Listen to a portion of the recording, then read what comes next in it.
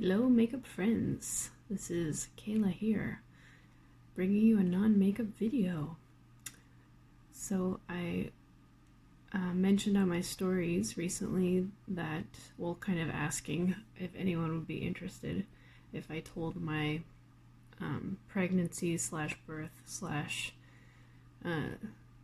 NICU baby stay story, and the majority said yes. So that's what this is, and those are my cats. I'm not telling this because I want you to, feel bad for me. I'm sure there are worse stories and better stories and all that. It's mainly because there's an anniversary coming up with my daughter for when she came home. It's February 10th. It'll be 1 year, and I just want to tell the story because, everyone I know already kind of knows it.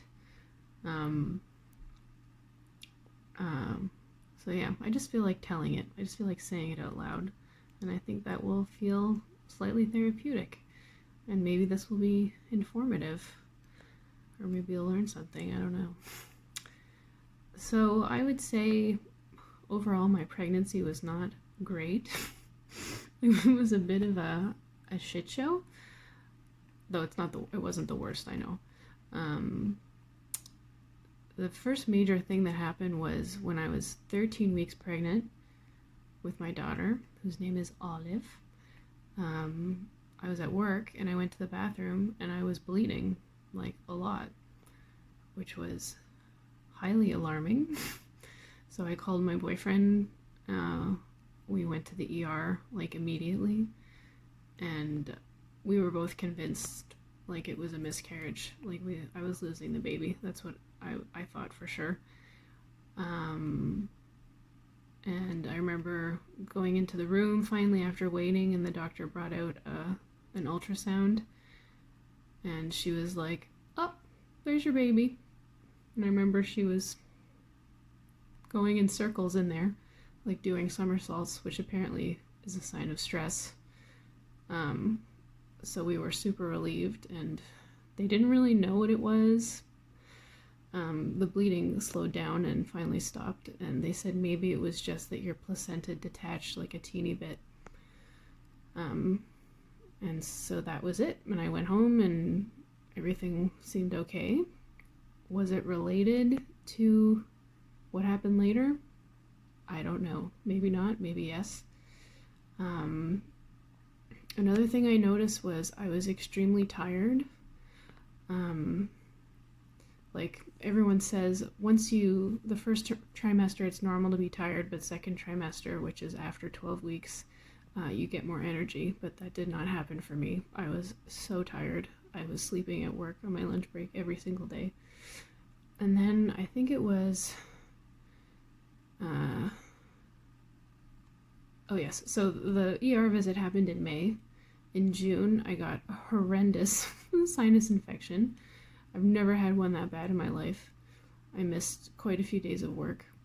And then about a month later, after that, I got really bad stomach flu or something, I think. Then in July, we went on a trip to New York City, me and my boyfriend, and we walked around miles and miles a day in a heat wave in New York City. It was great. And then we got home, and I think 4 or 5 days later I had my ultrasound, like my standard ultrasound, to find out the gender and to see how the baby was doing. I was 22 weeks, and basically we went in. I got kind of a vibe from the technician that something was wrong, but I'd never had one before, so I didn't, an official one at least.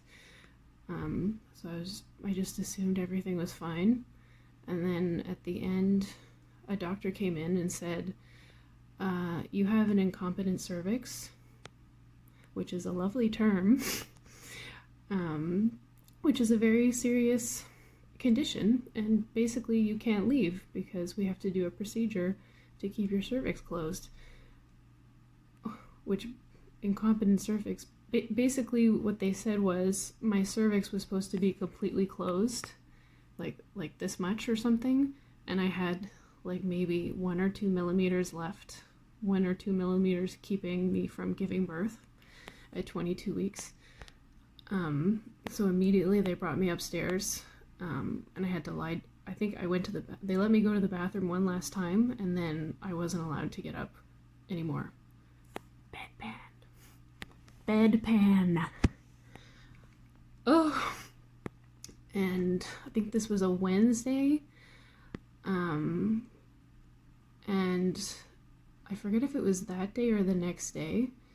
I was staying there in the hospital. I was there Wednesday to Saturday, and the doctor who was specialized in what I had wasn't there yet, or he wasn't available, so we got the doctor on call. And she started off by saying that she was not an expert in incompetent cervix. She was just a general gynecologist, I think. But she said she had looked up the research on what I had, and she painted a very grim portrait. I don't remember all the details, but basically she said there was it was for sure I was going to have a very premature baby. She said, the chances of her having issues were very high, and she said the procedure I was having, a cerclage, she basically told me there was a 50% chance that my water would break during it and I would go into labor and my baby would not make it, which was very upsetting. And then I think later on the specialized doctor came in and he said, no, those are based on like very sparse studies that are old and don't take into account different factors, so that information is not correct. But it was in my mind. So I was extremely scared. And it finally, I believe on Friday, I had the procedure, which was very scary. I had to have a not an epidural, but I had to have a shot in my spine to numb me from the waist down. And it was in an OR. So it wasn't a surgery, but it was very intimidating and scary. But it went well. And I ended up going home the next day, and they told me, you can't work, you're on bed rest until you give birth, and to not get up as much as possible. And they also gave me progesterone pills to help me from going into labor. And so I was home on bed rest for 5 weeks, which was very difficult emotionally. Every little thing that I thought, everything I felt in my body, I didn't know if that was a sign of, labor or if my water was breaking. And then finally one day, I think it was August 30th, perhaps. I was watching TV or something, and I felt the baby move, and I was like, okay. And then I felt the baby move again, or so I thought, but then I saw my stomach move in a completely different spot. So I realized that feeling I had been having was not my daughter moving. Oh, sorry, I have to readjust. And anyway, I researched it, and it turned out to be contractions. So we went back to the hospital where I had my cerclage, and they looked at me, and the doctor right away looked extremely stressed, and she was like, yeah, this is not good. This is not good. And so they transferred me by ambulance to a different hospital, one that was attached to a children's hospital with a NICU. So I went there, and there I spent 5 days before I gave birth.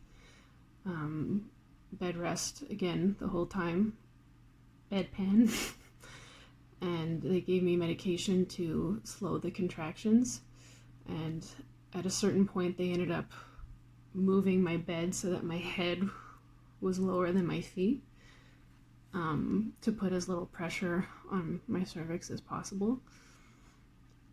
So that was Friday. Sunday, I started bleeding. So they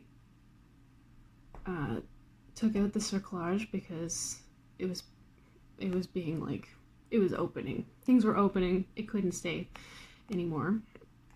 And they gave me the epidural. So we were basically preparing for birth, for labor. But then it just ended up taking way longer than they expected. They kept thinking that I would dilate more, but I didn't. And then, so this was Sunday. Tuesday, so 2 full days later, which, by the way, I couldn't eat at all because when you have an epidural, you can't eat. So I didn't eat for Sunday to Tuesday.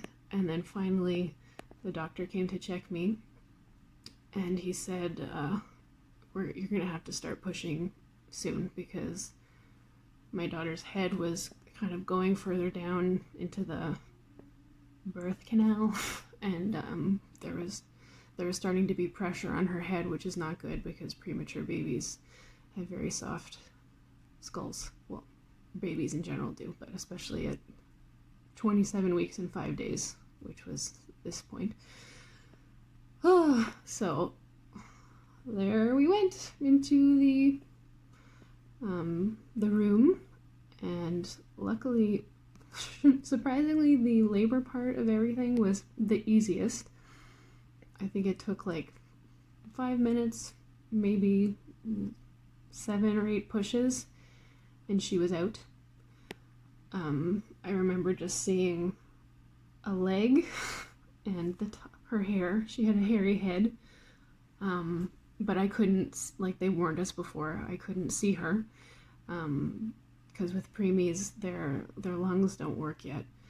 They need, artificial help to breathe. So immediately they put her in a bag to keep her warm and whisked her out of there. And I saw her, this was about 5:30 she was born, and I finally got to go see her in the NICU about 3 hours later. And I just remember, I was extremely relieved that part was over. Like the fear, the waiting, like when is it going to happen? Is she going to be okay? I was extremely relieved, but also very, like, kind of numb and in shock. At first it didn't feel real. Like, it didn't feel like this is my baby. And also with preemies, you can't hold them for the first 3 days. You have to wait 72 hours. So, we had to wait 3 days to hold her.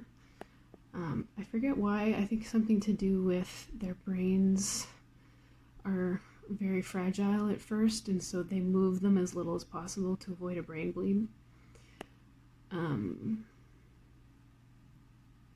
Yeah, so that is the story. I'm seeing this is very long. Maybe if I feel like doing it, I'll do a part 2 on the hospital stay. But she ended up being in the hospital for 161 days. 5.5 months. And I visited her every single day. I didn't miss one day, which I was kind of proud of, but also was exhausting. And, oh yeah, the other thing I forgot to mention was, I hadn't thought, in all of this madness, I hadn't thought about, like breastfeeding or anything like that. So I remember getting to my new room after giving birth and going to see her, and the nurse came in at like 11:30 p.m. and she brought me a pump, and she was like, "Oh yeah, you have to start pumping, by the way, every 3 hours, starting right now." And I was like, "What?" And she like tried to leave the room. So I said, "Can you wait a minute and show me how to do this?" So that was a whole other story. I pumped for, I think, 4 months until it was clear I wasn't going to be able to breastfeed. Anyway, that's the story. I'll cut it off now because it's 15 minutes. But if you have any questions, feel free. Hit me up.